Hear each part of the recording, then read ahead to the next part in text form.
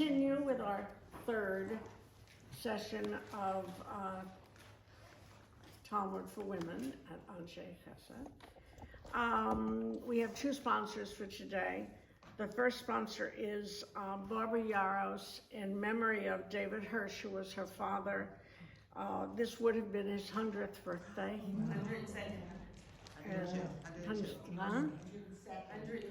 102nd, sorry. Would have been his 102nd birthday this week. And Barbara was saying how very supportive he would have been of this learning and of her participating in such learning. Thank you, Barbara. And then Luba Penner has sponsored in honor of the second yahrzeit of her mother, Margot Bas Yitzchak. May her neshama have an aliyah. Anybody who wants to sponsor a future class, just contact me and I'll try to remember. So, you're on. Thank you, Ellen. Thank you again to the Sisterhood for putting this together. Thank you to our sponsors. And thank you to all of you, because this is not an easy idea. It's not just something sort of washing over you. You've got to be involved. And I'm appreciative that everybody came back and you want to be engaged with the process. So it's been a couple of weeks, and that's a little bit of a break. So I want to just do a quick review of what has happened up until now, and then we're going to move forward. So the idea that we're dealing with is, if someone has property, could be an animal, could be a car, could be anything at all, your computer, and you entrust it to someone else. And we said that there are 4 different ways that can be done, right? Whether the person who is receiving the property can be either doing it as a favor for free, that's called a shomer chinam. The second type is a shomer sachar, who is paid to watch that item, right? Like my house watcher maybe. Shomer socher is a renter, right? So if I'm leasing my car, technically I'm probably a socher, it's a renter, right? And then the last one is a shoel, a borrower. And there are different rules that apply to all of them in terms of how responsible they are to the owner of the object. And then we get into cases where the item is not available to be returned, right? So we did a couple of different scenarios, role play. The first one was an Amazon delivery, right? Where Deborah had ordered something from Amazon because her kids were coming from Israel. They ordered a lot of packages. Ellen was not going to be home. No, Deborah was not going to be home, and she was going to have the packages delivered to Ellen's home. When Deborah came to claim them, Ellen said, I don't know, I don't have them. So Deborah said, well, I got the email from Amazon that they were delivered. What happened? Okay, so now there's the question, what is Ellen's responsibility to Deborah on those packages? That's one case. Then we had a case of Gloria's cow or bull that she had, and she entrusted it to who was watching your bull for you, Gloria? Oh, Gula was watching the bull, and so what happened? Now, Gloria came home from her trip and she asked Gula for the bull back, and again the bull isn't there, and so what happened though that it turned out that the bull had been stolen, and someone else spotted the bull walking along Eau Claire Ranch Road, right? No, he was running along the tracks. Right. So the question is, in all these cases, what is the responsibility? And so what the Gemara says is that, what the Mishnah says, and remember the first part we deal with the Mishnah, and that is written by the Tanaim. That was done right before the turn of the millennium, and then about a couple hundred years into it. So it's like 250 years, and it was codified, it was written down by Rabbi Yehuda Hanassi. It was made final, authoritative, and then along came the next group of rabbis called Amoraim, who are explaining and giving sources and material regarding the Mishnah, expanding on it. So in the Mishnah it said that if that item has been stolen and the thief is caught, right? So the thief pays the kafil, right? That's in Jewish law, we don't believe just in simple restitution, because restitution is not a punishment, really, right?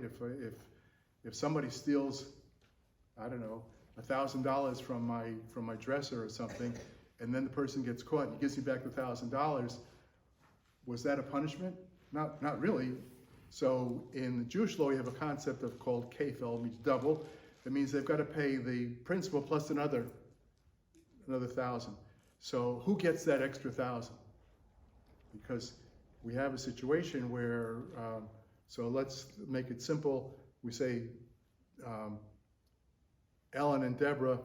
Ellen finally said, listen, I know that I was responsible for it, and I know that if I were to swear that I was not negligent, in other words, as I had it delivered. So in most of our houses, we have a screen door and then the main door, right? So that screen-in area is basically a private area, and when I get Amazon packages delivered, they leave it in that area, and most often nobody bothers it, right? So if I left it out there, that would not be considered negligent. So that's a reasonable way to protect it. It's in that area, and so Ellen is saying, your email shows that that's where it was delivered, and that's probably the case.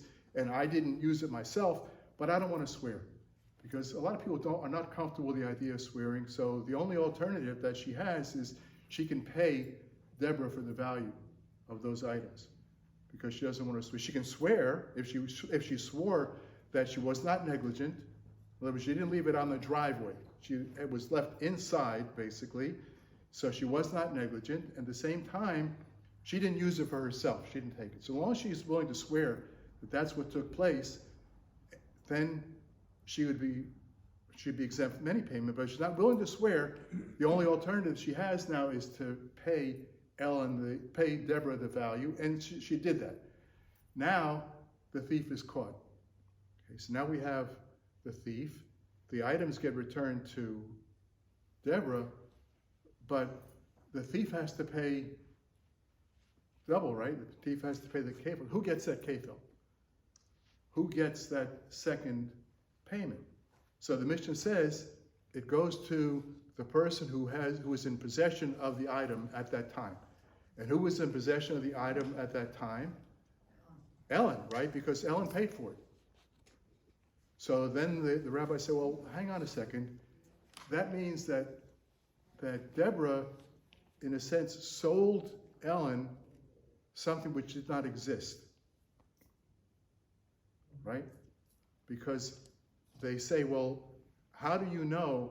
So let's say the items are going to be delivered by Amazon. Would Deborah not normally assume that it would be stolen? No. And if it were stolen, would she assume that the thief would be caught? No. And then even in that case, how about the fact that the thief could come into court and just say, listen, I'm sorry, I stole this item, I want to return it. And in that case, there is no kefil, because the person, if he admits on his own, that's called a modeh b'knas. He's admitting to the responsibility to pay a fine, and that is called, he's potter. He's exempt from paying the fine. So you have three conditions here, which we don't know that they would actually take place. So is Deborah, is she able to sell something which does not exist right now? So they say, well, according to Rabbi Meir says you can, but that's only in a case where something is expected. And the example is, if I have a tree which normally bears fruit, so I can sell Hindi the fruit of that tree, even though it hasn't grown yet, because it's expected. It's normal, it happens every year, and we can expect that's going to happen. So I could sell her that, according to Rabbi Meir. Not everybody agrees with him, but what the Gemara is trying to do is to try to make it as clear a resolution as possible. So even according to him, in our case, it would not work, because there's so many variables that we can't predict. So now what happens? How do we settle this problem? The Mishnah is telling us one thing which does not make sense to us, right? But the Mishnah is authoritative, which means we have to figure out a way to make it work. Man, what if the tree is very sparse? The fruits don't come in, it was a bad winter, there was frost, and you already paid me. Well, so when did the tree become in this condition? Was there a hailstorm or something? Yeah.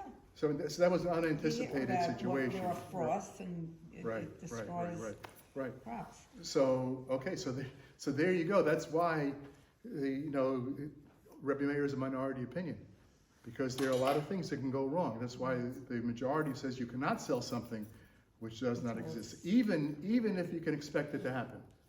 But Rebbe Meir says that when something is anticipated to take place, it almost always happens. You don't have to worry about that happening. So, but anyway, we want to resolve our understanding of the Mishnah. So Rava comes along, and Rava was the head of the academy, of the yeshiva in Persia, actually. He lived from 280 to 342 of the Common Era, 352, and he was the authority. And you're going to encounter him if this is not the only class you take in Gemara and you do more study. You're going to find Rava thousands of times. He appears all over the Gemara, and he says that it is as if Ellen said to Deborah or Deborah said to Ellen, in the event that this item gets stolen and the thief is found and there's a kefel, at that moment, this will be sold to you, and you pay for it. This is sold to you retroactively to the moment that I gave it to you. Okay, so it's a little bit complicated because you have the moment that it was delivered, but the idea is that that package was delivered to Ellen's home at, I don't know, what time is it now? At 11:30 on Wednesday morning, and from that moment on, retroactively, it belongs to Ellen, provided that she pays Deborah eventually for the item. Okay, you get that? And the example we gave of a retroactive type of contract is unfortunately what could be going on today. I'm sure it is going on in some places where a soldier goes off to war, right? Does not know if, God forbid, he's not going to come back. Does not want to have a situation where his wife is left, if he's missing in action or wherever, they don't know what. So he gives her a divorce conditional on his returning within a certain amount of time. Right? So he says that this divorce document, which I'm writing right now, will be effective, let's say at a certain date in the future, if I do not return. It's effective retroactively to today. Okay? So. Is that a common practice? Yeah. Okay. It is. Betty? American soldiers write wills before they go to war. I mean, not in. Yeah, wills for sure. And If they go to jail, they write a gift to somebody else. I don't know. I don't know about that one. But, it may not apply so much today because we have much better communication and we can see when a soldier, God forbid, does fall in battle. It's not something that is, but you could have a condition where somebody is a captive and we don't know the condition of that person. And we know that those captives can be kept a long time. Right? Look how long was Gilad Shalit, how long was he kept? And right? So he would not want his wife, to be in a position. So that's a type of a contract that can be retroactive, right? And so this agreement between Ellen and Deborah is retroactive. So, but there's a question. And I'm going to just read you what the Rambam has to say about the situation. The Rambam says, Hoysa hagneva biyad haganav vishbicha. Right? This was, Gloria asked me this question. The thief had the property, had the item, and it applies more to Gloria's case than to Ellen and Deborah because Gloria had an animal which can grow, right? If hers happened to be a bull, but suppose it were a sheep. We had the case of the sheep with Marlene, right? And if the sheep grew fleece on its back, or it had a fetus which grew inside. So the animal increased in value during the time that the thief had possession of it. Okay? So he says, "V'ishbicha me'eleha," it increased in value on its own.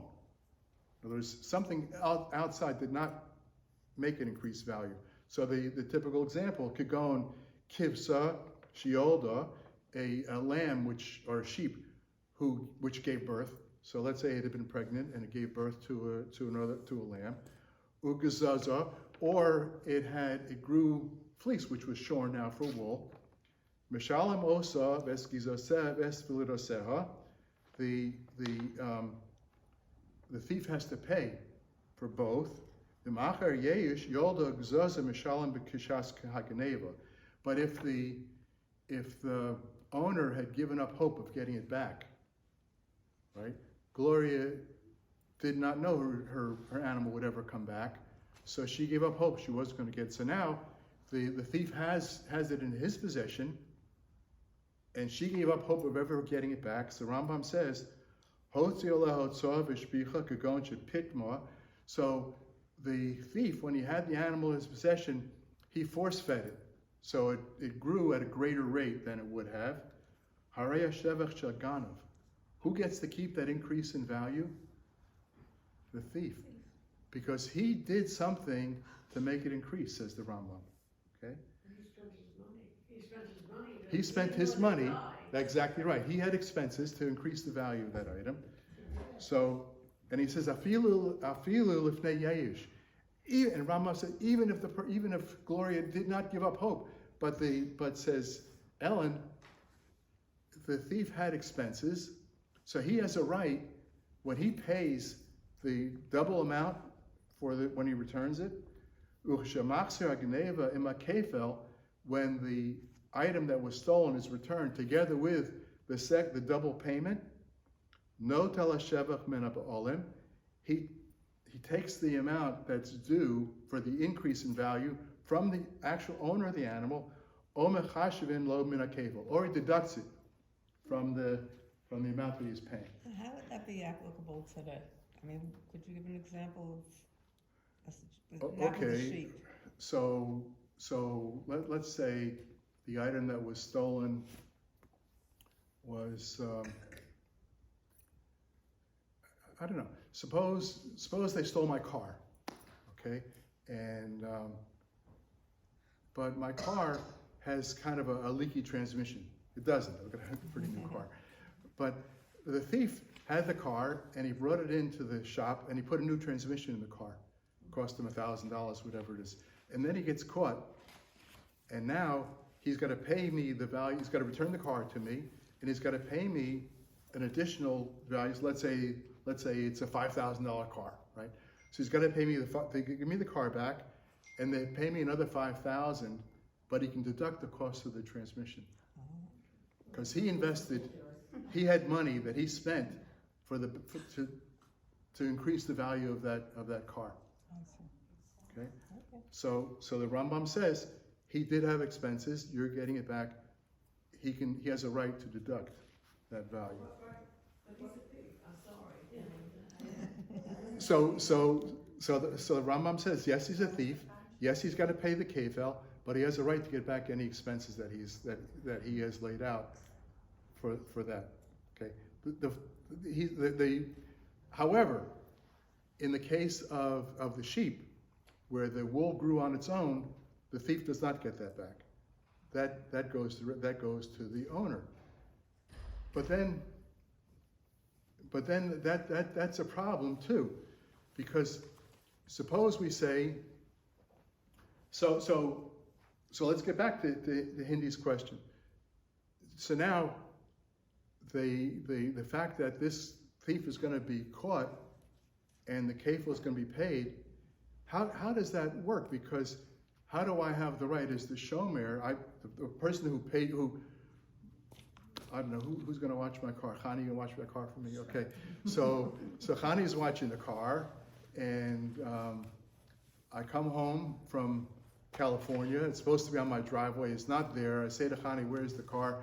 she says, the car was stolen, but do you want to swear? No, you don't want to swear. So you're going to pay me. So, and now, when Hindi catches the thief, Chani's supposed to get the kefil. But how can she get the kefil, right? Because I own. Why should she get that kefil? The time that the car was stolen belonged to me, not to her. How does she get that? So she has received from me, by virtue of the fact that she paid me for the value, did not want to swear, she gets the right to the kefil. But how does she get that? Because she now has taken possession of something retroactively that did not exist, right? Because at the time that I asked her to watch my car, did I assume that somebody's going to come along and steal that car? No. Well, if you asked her to watch it, then you did. Well, I Why asked did her you ask to her to watch it because I figured if she's going to watch it, nobody's going to steal it, right? And So that means that there was a percent that it would happen. there was a possibility of it happening. It's a possibility of it happening, but generally speaking, if the car is kept locked and the keys are not available, and let's say it has an alarm or whatever, some kind of, modern cars are very difficult to start if you don't have the chip key, right? So, and somebody coming in with a flatbed truck, all the neighbors would have noticed it if they came in and took the car away. So it's not so likely that it would be stolen. So she doesn't have to sit on my driveway all day long to watch the car, but as long as she makes sure that the car was locked and so on, so that's sufficient. And now the car was stolen, and she paid me the value of it. She gets the kefil, but how can she get the kefil? Because when did she get the right to get that kefil? Right? Because at the time that I entrusted the car to her, nobody expected it was going to ever happen. Right? So Rava comes along and says, well, okay, we have an unwritten understanding that if it should happen that the car gets stolen, and if the thief is caught, and if Chani decides not to swear but to pay, then I will transfer those rights to her. So okay, that's all right, except for the fact there are certain parts. But how about the fact that the wool that grows on the back of that sheep, that also did not exist, and any calf or lamb that was inside, that also did not exist at the time that the animal was stolen. How does she get to keep that? Right? And that's just a natural occurrence. So along comes Rava, and he says, well, let's take a look. So we are on 34a, which if you're using the English one, it's on page 190. Yeah, the bottom of 190, okay. Right, 190, Yeah. the bottom Yeah. paragraph? Yeah. And if you have the one that's all Hebrew, you can follow along with me. So I'm 1, 2, 3, 4, 5, 6, 7 lines down. So Ella Amar Rabbi Zera. So Rabbi Zera tries to help Rava out here, because he's trying to make a resolution that everybody can agree to. So he says, Naaseh k'omer lo chutz migizoseh uvodoseha. So he says, we could say that it's as if he said that except for the wool that's going to be shorn in the future and any offspring from it. So he says, Umay paska stama de milsa. So why in our Mishnah it doesn't go into the possibilities? He says, Shivcha de migufa lo avid inish de makne. So he says, because something which grows naturally from the animal itself, you would not be willing to give up.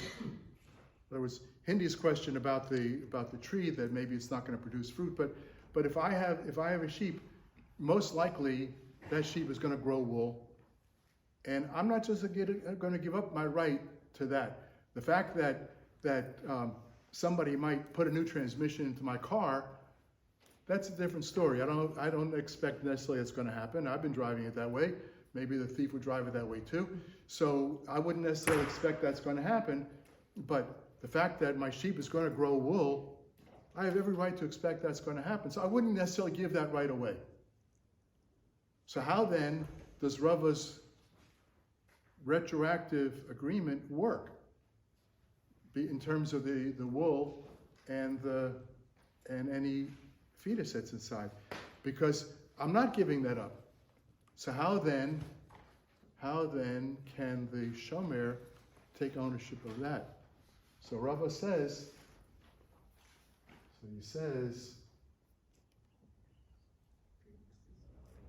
right. So Ikata Amre Amar Rava, you could say that what Rava said is Nasek Omerlo Lichasheti Ganev.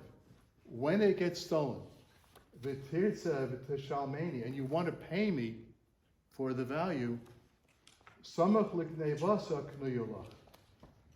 Right before it was stolen, it's yours. In other words, Rava is saying instead of saying that your ownership of this sheep happens at the moment that I gave it to the shomer, retroactively to that point, he says the retroactive possession begins the moment before it was stolen. Because otherwise, if you have, let's say it's missing for a month or two, so you have all that growth during that time. But if the transfer of ownership happens right before the theft, that's not an issue. Right? Because how much would it have grown in that few minutes? Okay? So what they try to do is they're trying to find a way to make it work. But then they say, wait a second, how is that necessarily going to work? So he says, but Rabbi Zera, he says that the shearing and the offspring should go along with the payment from the thief. So he says, so how is what Rava is saying now, that the transfer of ownership happens right before it was stolen? He said, how is that different from what Rabbi Zera is saying, that it's retroactive all the way back? He says, my benaya, what's the difference? Ikra benaya kushed Rabbi Zera. So Rabbi Zera's question is a good question, because how are you capable of selling that? Because it was not owned beforehand, and now your answer is that the ownership takes place immediately before it was stolen. He says the difference is, Ikra benayu, he says, inami the kaima agam, that at the moment that the animal was stolen, it was out in the pasture somewhere. So why do I care about that it was out in the pasture? So we know, or the rabbis assumed that we all knew, how do I take ownership of a movable object? Pull it, right. You draw it to you. So if I buy a horse, the way that the way that ownership transfers in that horse is I pull it by the rein and I pull it to me, or I get on it and I ride it. So if the animal in question is out in the meadow somewhere, how am I going to take ownership of it? So now the rabbis assumed that we knew this, but maybe we didn't know that. So along comes Rabbeinu Hananel, and this is, if you're looking at the page, you all have the Hebrew, by the way, in your folders, and the way that this page is constructed, this is the main text, and then all around it you have the commentaries. Rabbeinu Hananel is the first one. His commentary is the oldest one that we actually know about. He lived between 980 and 1055. He was born in the south of Italy, and then his family moved. His father wanted to go and do business in Egypt. On the way, they stopped off in Tunisia, and they stayed there. And he became head of the yeshiva there. He was a successful businessman. He had 9 daughters. And he wrote a commentary. He wrote a commentary on the Gemara. And he's going to explain to us, what is this statement that he says it was in the pasture? Why do we care? So he says, if you're trying to work with me, here's Rabbeinu Hananel. He's all the way over on the left, and you look about a third of the way down. So he says, Perish Lelishna Basra de Rava. So this is an explanation of the second answer the Rava gave, right? The first one was that he said it was retroactive to the moment of the transfer. And the second one is he says that it was retroactive to the moment right before the theft. He says, that right before the theft is when it becomes your property. He's less urchalakshu, you can't ask the hachi gezizusa uvlodaseha deleka samach l'gneva. So you can't say that there's a problem with, you can't say that the shearings of the wool or the growth of the fetus is an issue because it's not an issue. It's just a moment that it was your property, your ownership right before, so you can't say that. He says, lo gizas v'lo vodos. There's no giza and no vloda. There's none of that there's, because it's inami de kaima ba'agam, because it's out in the pasture somewhere. Why? Because the lishna kama de Rava lo kani. He says because Rava, in the first one, he did not take possession of it. Why not? Because he says likni la b'mashicha v'yiska b'kfela. Because in the first case, he could have a mashicha, because if it's my sheep and I hand that sheep over to Debbie, and so she pulls it to her. So by the virtue of the fact she's taking it to watch it, that could also serve as the transfer of ownership retroactively, if that's what happened. But we don't want to do that because now we're concerned about the growth of the fleece and the fetus inside of her. So we want the ownership to start right before it was stolen. But we don't know at that point where it was. Right? Because maybe at that time she couldn't take possession of it because it was not available to her. So that's why, so he's explaining to us why that's a problem. Okay, because it could have been that it was out in the pasture someplace, and this transfer of ownership could not have taken place. So basically we're left with a dilemma, which is okay, because the Gemara does not try to give us all the answers. And in a way, that's really why the study of Gemara is so important, because what does it do? It gives us questions, and it requires us to engage with it. And Pam? Yeah, but if the transfer of ownership might not have taken place, Right. then why is the shaman, the watcher, responsible if she might not even have been given it? So the shomer, her question is if the... Well, the shomer is responsible, she doesn't want to swear or anything, she's Right. responsible for paying. But now with this theory that maybe a transfer of ownership never took place, if that transfer of ownership never, because the sheep was in the meadow, then why is she responsible at all? So the fact that the let's look again. What is the responsibility of the shomer? The shomer's responsibility is to return my sheep to me, right? So let's say it's Betty's sheep, and you're watching her sheep for her, and that sheep, what do shepherds do? They take the sheep and they bring it out to the pasture, right? And all the sheep are pasturing out there, and then at the end of the day, they bring them all back in. No, but I understand all that. Right. But the premise was that the transfer of ownership took place, so the shomer is responsible. Based on this new theory, you have to question whether there was actually a transfer of ownership. Did that actually take place? Right. So therefore, that should nullify the responsibility of the shomer because it might not have taken place. Okay, so in the normal course of events, so Betty gives you her sheep to watch. You're not an owner. Right. You are basically just watching that sheep.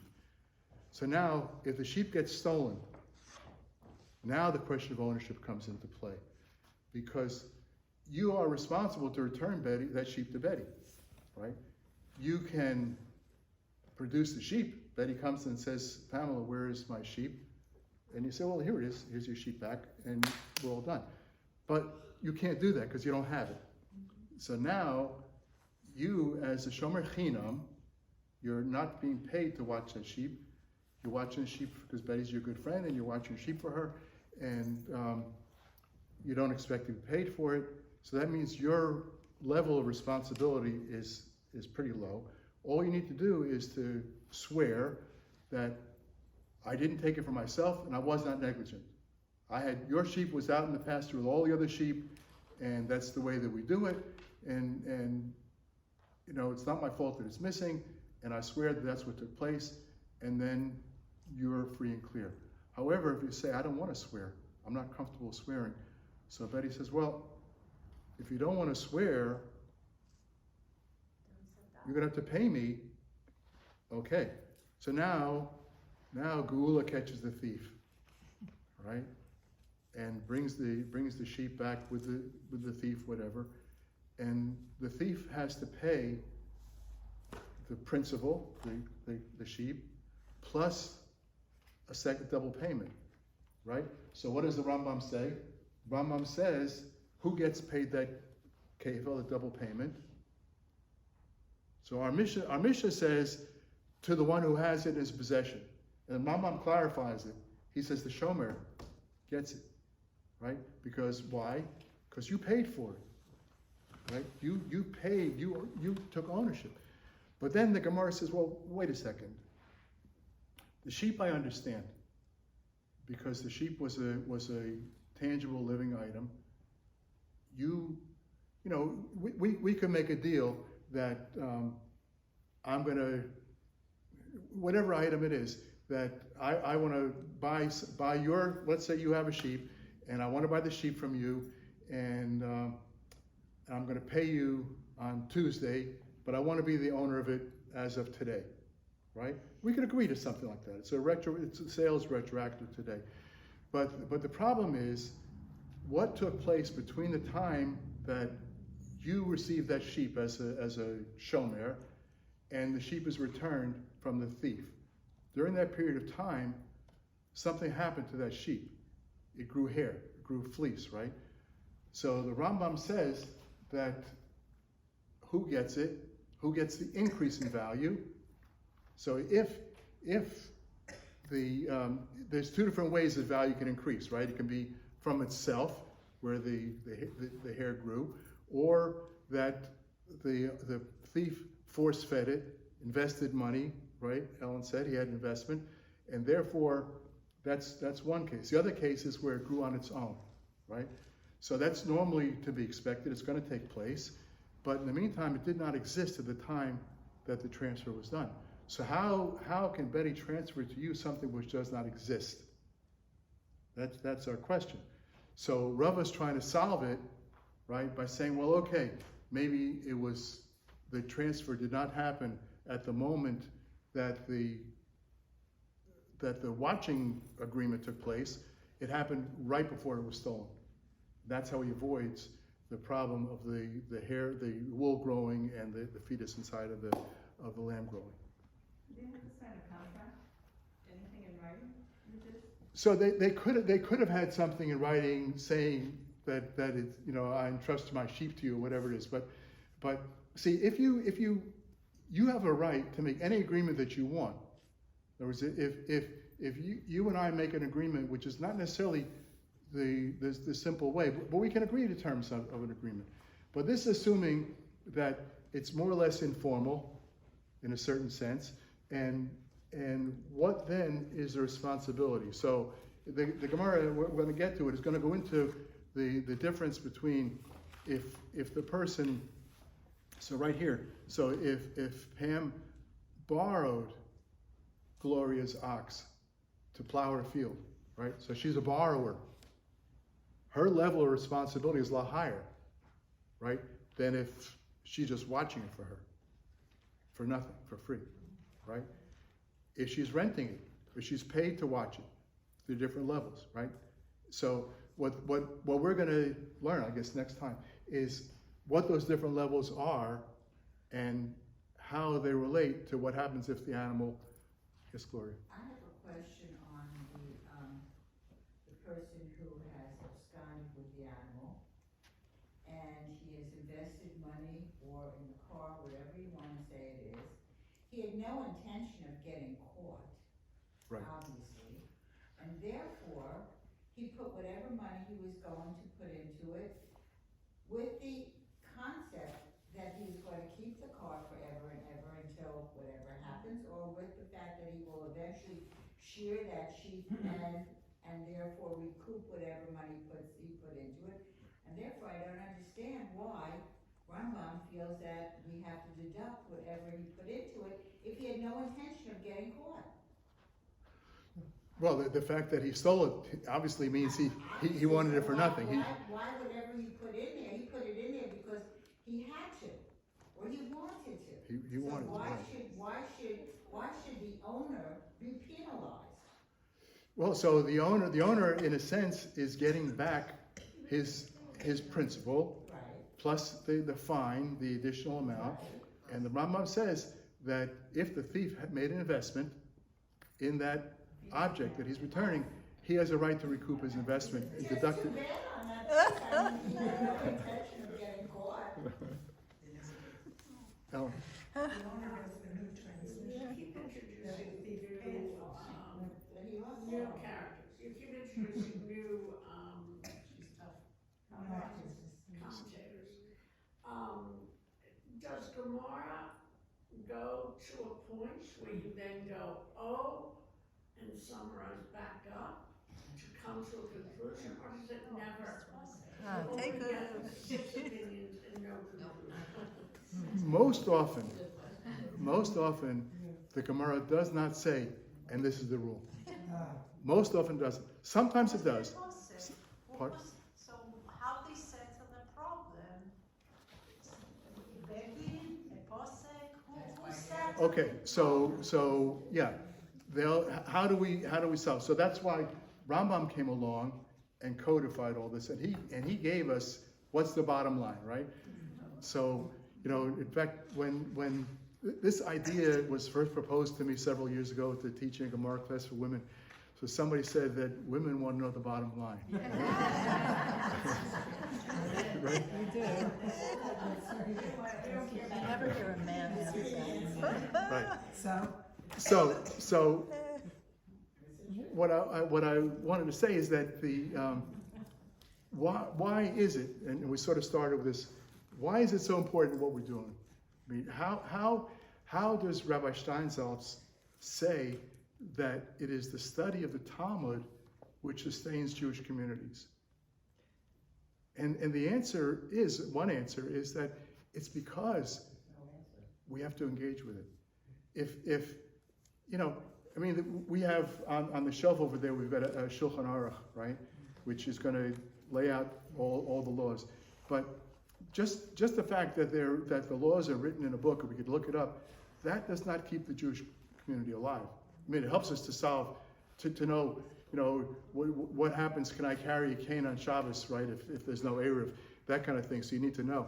But basically, to keep the Jews alive, to keep the religion relevant and important, you need to be able to engage with them and ask those questions.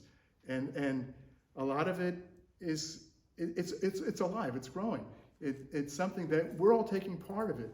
And by the fact that we are involved with it and we have the questions, that is the secret.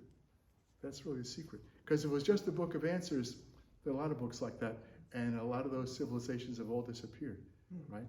But we're still here. And it's because of what we are doing that we are. So we're going to have to get back to these questions next time. Our time is up. But so I promise you value added, which what we did is we're doing one chapter to Tehillim, and we're doing the 15 Shir HaMalos. We're up to number 122, and I guess I don't know if you have time to grab a sitter. It's on page 534 in the regular sitter.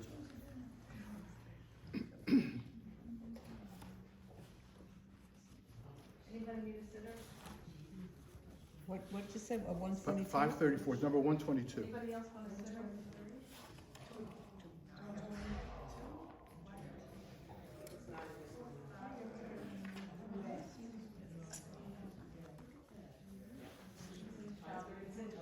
534, right in the middle of the page, on page 534, number 122.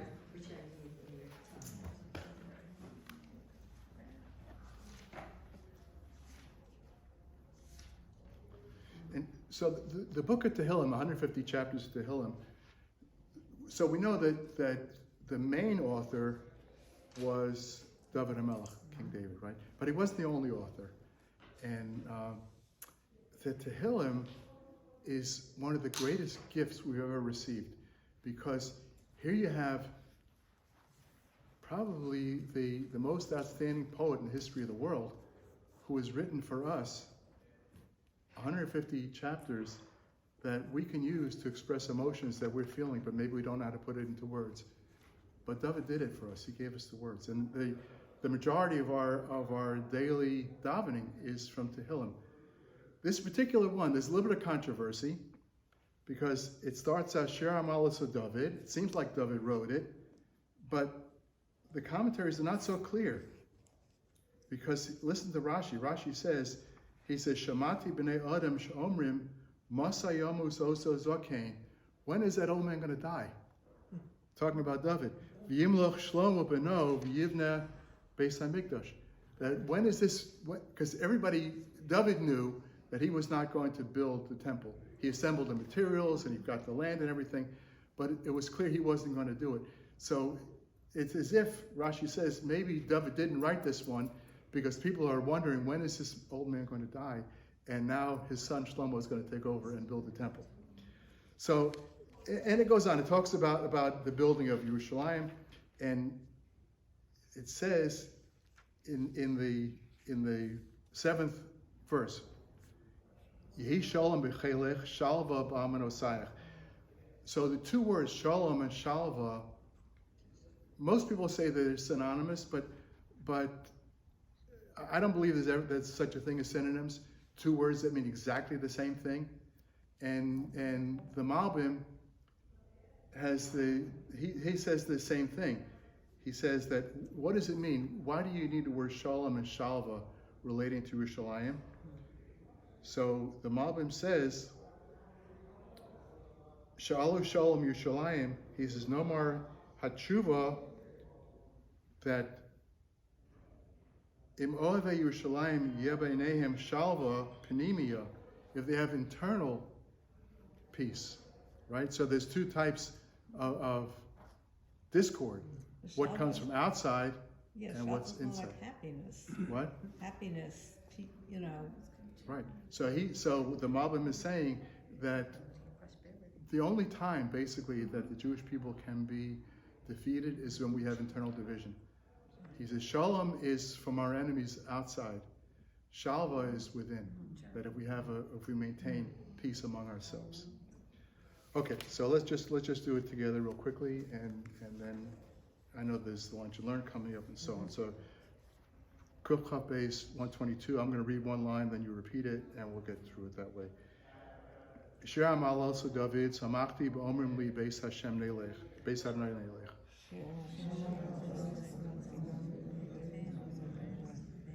Omdos hoyu raglenu b'sharayach Yerushalayim. Yerushalayim habenuya k'ir shechurba lo yachdav. Shesham olu shvatim shivteya edus Yisrael lehodos l'shem Adonai.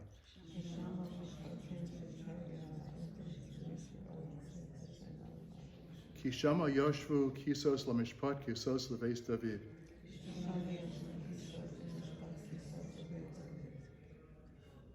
Shalu shalom Yishalayim yishloyu ahavayach. Yehi shalom b'chelech shalva b'armanosayach. L'man achai re'yaya davar na shalom bach. L'man beis Adonai lehenu avak tov lach. Thank you, everybody. See you next week.